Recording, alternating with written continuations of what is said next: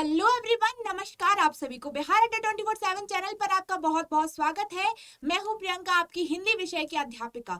तो बहुत सारे बच्चों के मन में बहुत दिनों से एक सवाल आ रहा है कि मैम एग्जाम कब होगा। आखिर हमारा जो बिहार सिविल कोड जिसमें कि 7,500 से ज्यादा वैकेंसीज निकली हैं, उसकी परीक्षा कब होगी, उसका एग्जाम कब होगा। तो मैं आप लोगों को बता दूं कि हमारी जो संभावित तिथि है वो है आपका 2023 फरवरी या मार्च में आपकी परीक्षा होने की संभावनाएं हैं।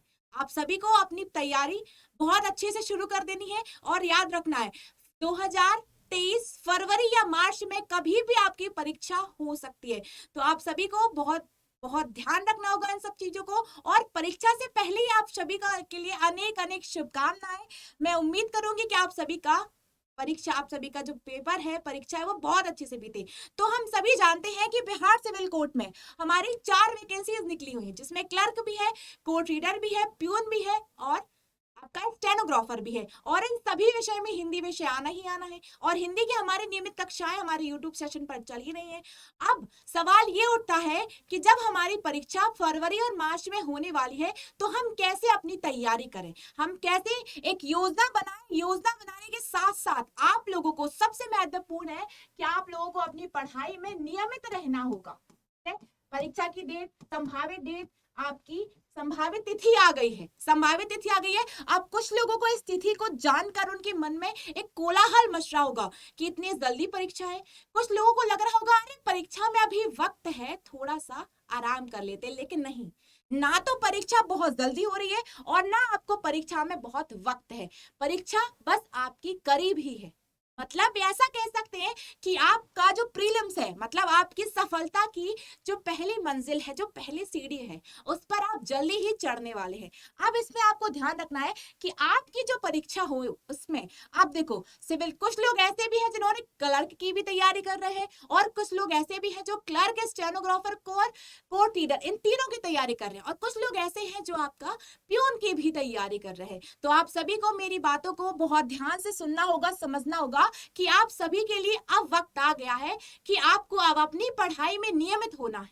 कैसे भी करके पढ़ाई में, अब वो कहते हैं ना अंग्रेजी भाषा में कि अंडरग्राउंड हो जाना है, वैसा अब मौका आ गया है कि आप लोगों को अब अंडरग्राउंड होना है। अगर आपको इसमें सिलेक्शन चाहिए है, अगर लगता है, सोच के बैठे हो, बिल्कुल ठान के बैठे हो कि नहीं मुझे तो इस बार ये एग्जाम क्रैक करके रहना ही है, तो आपको सिर्फ और सिर्फ 2 काम करना होगा। एक योजना बनानी होगी, ठीक है, योजना बनानी होगी कि कैसे पढ़ना है, किस विषय को कितना समय देना है, कौन सा ऐसा चैप्टर है आपका, कौन सा ऐसा टॉपिक है जो आपका बहुत कमजोर है, तो आपको उस पर ज्यादा ध्यान देना होगा। मान लो मैं अगर हिंदी विषय की बात करूं तो कुछ बच्चे कहते हैं कि मैम मुझे संधि में डाउट आते हैं, संधि ज्यादा कठिन लगती है। तो उन बच्चों के लिए अगर आपको लग रहा है कि हमारी परीक्षा की तिथि आ गई है, जो कि संभावित तिथि है, ऐसी लगभग हमारी बहुत सारी संभावना है कि हमारा फरवरी मार्च में पेपर हो जाएगा, तो मैम और सर अभी भी आपके पास वक्त है। बिल्कुल इस टॉपिक को कम से कम 10 से 20 बार पढ़ लो। 10 से 20 बार अगर आपने ये टॉपिक पढ़ लिया तो ऐसा कह ही नहीं सकते कि आपसे ये टॉपिक नहीं बनेगा। कोई चीज इतनी भी कठिन नहीं होती कि वो किसी से बने ना। कठिन होती है, कुछ लोगों को कुछ चीजें जल्दी समझ में आ जाती है, कुछ लोगों को वक्त लगता है, लेकिन वो हमेशा के लिए याद रहते हैं। तो अभी आपके पास मौका है, क्या करना है, नियमित रहना है। नियमित रहने का तात्पर्य यहाँ पर है कि ऐसा नहीं करना है कि 4 दिन पढ़ाई कर ली और 1 दिन का आराम ले लिया, 2 दिन का आराम ले लिया। ऐसा बिल्कुल, ऐसा कदापि नहीं करना है। अभी आपको लग रहा है कि अगर मार्च और फरवरी में आपकी परीक्षा हो सकती है तो आपको रोज नियमित रहना होगा। नियमित रहना होगा, जैसे आप नियमित भोजन करते हैं, नियमित सोते हैं, वैसे ही आपको नियमित पढ़ाई भी करनी होगी।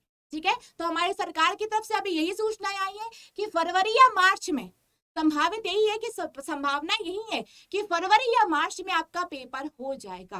पेपर आपका प्रीलिम्स, आप सभी को प्रीलिम्स का पाठ्यक्रम पता है। बिल्कुल, आप बिल्कुल उस पाठ्यक्रम के हिसाब से एक योजना बनाइए, योजनाबद्ध तरीके से अपनी पढ़ाई शुरू कीजिए। और मेरी हम सबकी जितने भी आपके शिक्षक हैं उन सब की शुभकामनाएं आप सभी के साथ हैं। चलिए अब मैं आप लोगों को बता दूं कि अगर हमारी जो आप तैयारी कर रहे हैं, आप कहीं से भी तैयारी कर रहे हैं, बिहार सिविल कोड की लगभग बहुत सारे चैनल्स पर तैयारी कराई जा रही है, आप कहीं से भी तैयारी कर रहे हैं, बस आपको अपनी तैयारी में नियमित रहना है। ठीक है। और अगर आप हमारे साथ जुड़कर अपनी तैयारी करना चाहते हैं तो मैं बता दूं कि हमारे 2 पेड बैच भी चल रहे हैं आपके हर एक वैकेंसी के लिए। क्लर्क के लिए भी चल रहा है, आपका प्यून के लिए भी चल रहा है, कोर्ट रीडर के लिए भी, स्टेनोग्राफर के लिए। हम सभी जानते हैं कि हमारे क्लर्क में आनी है 20 नंबर की हिंदी और सबसे ज्यादा आनी है प्यून में 35 नंबर की हिंदी।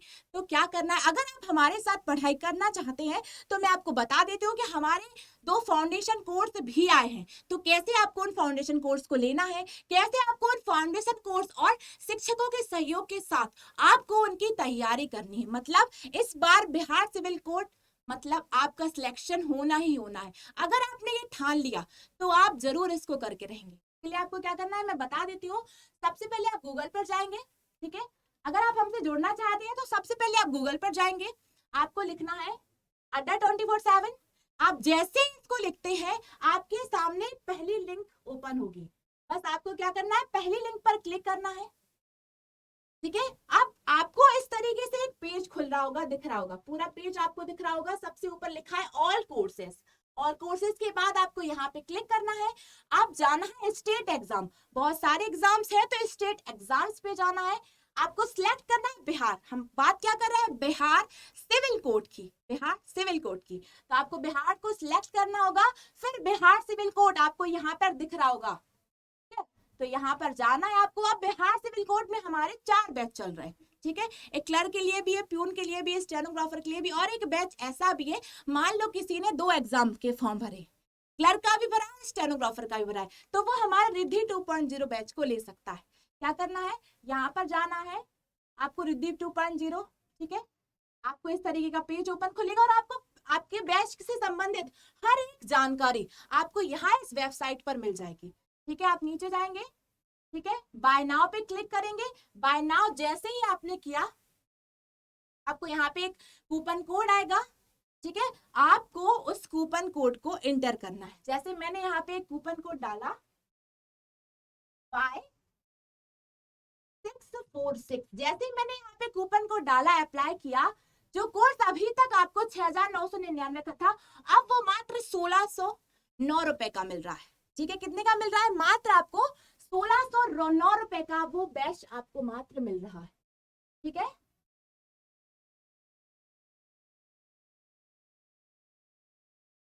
और ऐसे ही इसी तरीके से हमारे पास हर एक विषय का, हर एक चीज की तैयारी करवाई जा रही है। मिल गया, बस आपको यहाँ पे अप्लाई करना है Y646। आपने जैसे ये कोड लगाया आपको डिस्काउंट मिलेगा, मात्र 1,609 रुपए में आपको ये पूरा बैच मिल जाएगा, ठीक है। अब मान लो कुछ बच्चे हमारा क्लर्क का बैच खरीदना चाहते हैं तो उनके लिए भी हमारे पास ऑप्शन है, प्यून के लिए भी ऑप्शन है। मान लो आपको प्यून का बैच खरीदना है, यहाँ पर दिख रहा होगा, क्या करना है, इस पर क्लिक करना है, एक ऐसा ऑप्शन आएगा। अब यहाँ पर दिख रहा होगा आपको इस डिटेल से, इस कोर्स से संबंधित पूरी जानकारी यहाँ पे मिलेगी, हर एक विषय को पढ़ाया जाएगा। बाय नाउ पर जाना है, ठीक है, बाय नाउ पर जाना है।